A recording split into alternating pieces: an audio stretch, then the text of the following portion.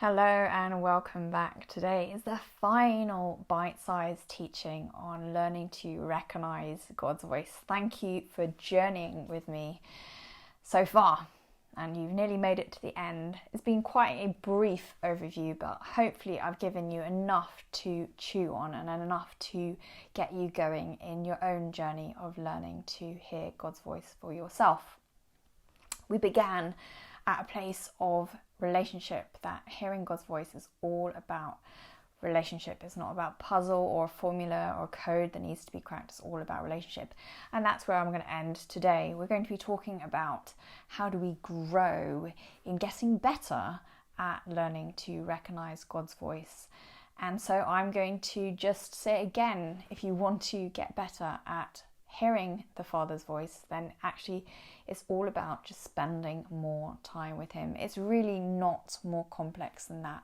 The more time you spend with God, the more you will be able to recognize when He's speaking. Just as you would with a good friend, you can pick up the phone and immediately, just by sometimes hearing the way they breathe, you can be like, oh, this is so-and-so. And it is the same with God. The more time you spend with Him, the quicker it will be and the easier it will be to recognize when He is speaking. I once read somewhere about the fact that, banks and all of the bank managers, they come in receipt of loads and loads of fake coins and fake notes all the time. So how do they recognize the fake from the genuine?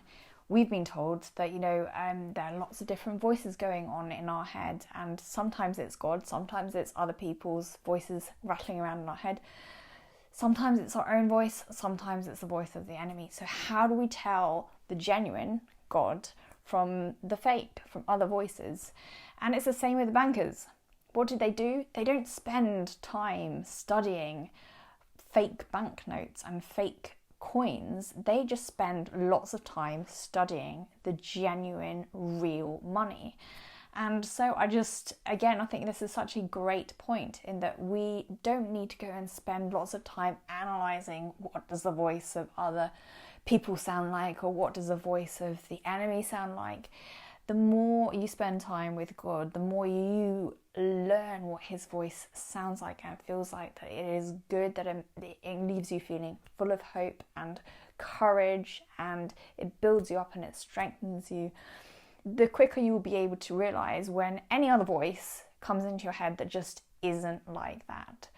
So I just want to first of all say, if you want to grow in hearing God's voice, it is nothing more complex than just spending more time with God, talking to Him and listening. Having said that, we all will be going in a journey of our own, and that is going to involve a process of trial and error, of practice, of making mistakes and learning from those mistakes, more importantly. So I have a book that I have found really helpful, and in it's got lots of questions. You don't need to have a baboon book. You can have whatever book that you like. But in your book, if this is the way you learn from things, this is just how I learn from things. I've got questions like, what do you think God is saying in one word? What do you think He's saying in one sentence? How did this information come to you? Was it in a Bible verse? Was it in a picture in your head? Was it a thought that came in and out of your head that you thought, this hasn't come from me, it just popped in? And I think that's quite helpful to have there, because sometimes you'll realise, actually, I'm more of a person where God puts pictures in my head. And another person might say, well, I'm more of someone who it's just thoughts come into my head.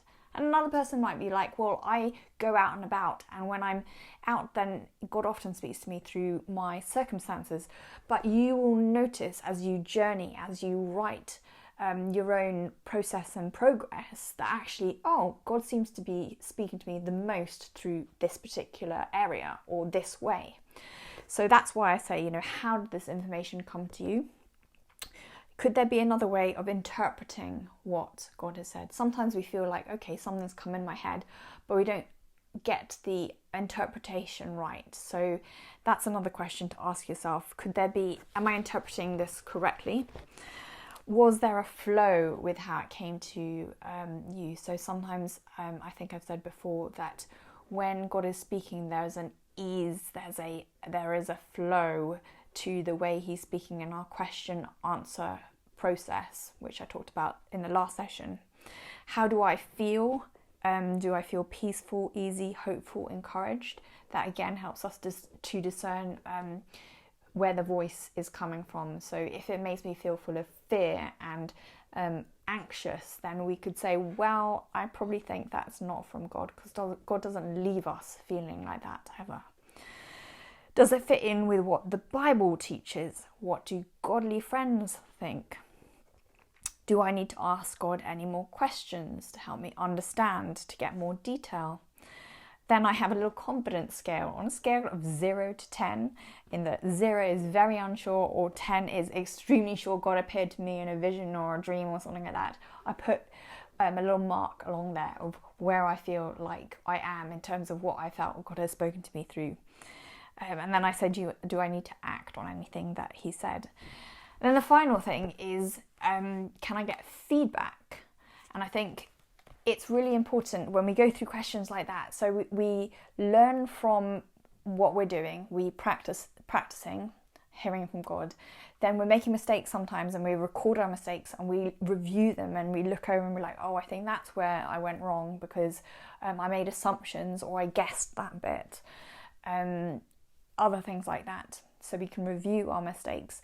But one of the ways that we can review mistakes is actually by getting feedback from other people. So if you've ever shared something with someone else, and you feel like, well, I gave this particular thing about a parrot to this person, and how I felt like God was saying something about parrots to them.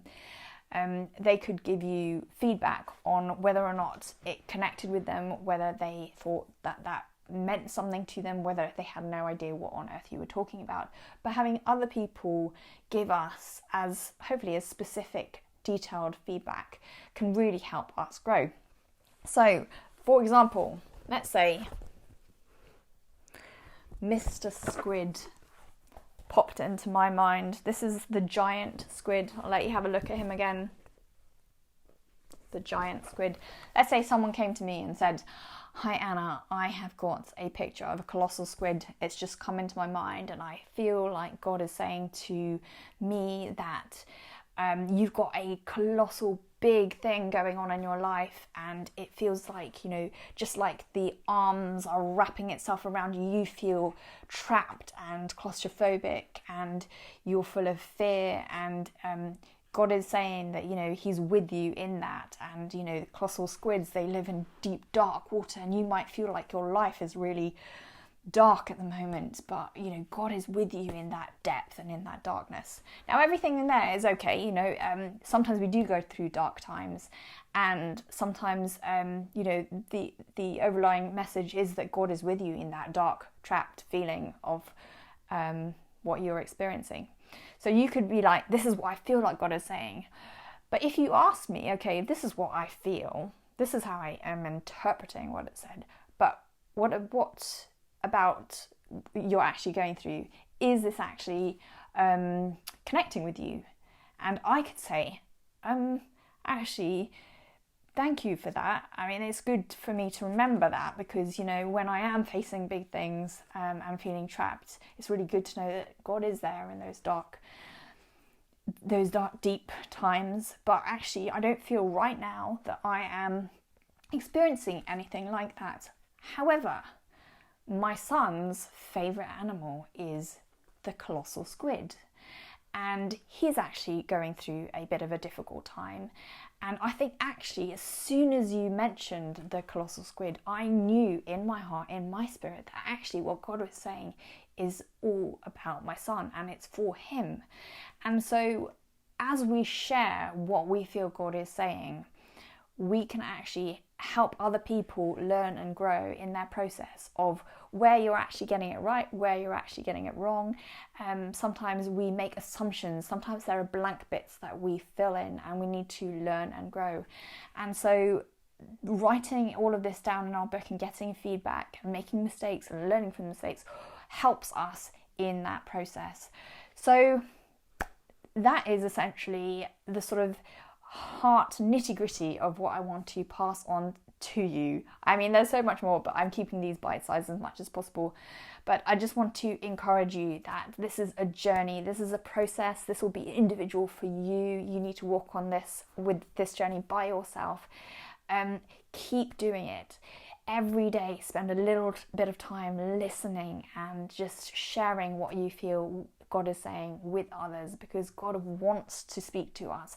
He wants to speak to you, and He wants to use you to share His heart for other people. So I just want to pray right now for you that God would open your eyes to see His world, His kingdom, His voice, His heart like you've never seen it before, that He would open your ears, that He'd open your mouth, that you'd be His voice piece, that you would speak His words to other people. And I just pray that you, above all things, would know His heart, you'd connect to His heart and be able to share His heart with other people wherever you go, whatever you're doing, that you would be expectant, and that God would really do something deep and special in you, and that whatever He's been doing in you right now through these last few weeks, that would grow and grow and grow, and that you'd have much fruit as a result of it. So bless you with that, and I will hopefully hear some of your stories. I will speak to you later.